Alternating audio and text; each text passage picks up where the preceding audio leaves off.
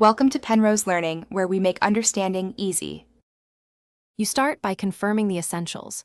Your PC has a working Wi-Fi adapter and current drivers because you need hardware to broadcast. Once done, open Network and Internet Settings or Control Panel's network connections so you can access the adapter directly. Make sure to enable the adapter and note its exact name. You will reference that name in commands and sharing dialogues. This prevents mistakes when you switch modes, and it speeds up the setup for the next steps.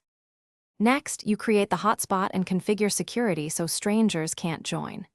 If using settings, pick a clear SSID and a strong WPA2 password, then select the internet connection to share. If you prefer command line, run netwlan set hosted network name equals your SSID key equals your password, and then netwlan start hosted network. This gives you precise control. Make sure the shared connection source matches your active. To finish, verify connected devices get an IP address and can browse. DHCP is usually automatic, so change to a static IP only when necessary.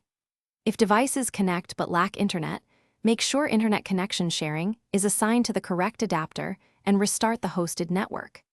If problems persist, restart the WLAN auto-config service or run netwlan stop hosted network, then start it again. This often clears driver or binding issues. One quick troubleshooting tip: disable VPNs while testing because they commonly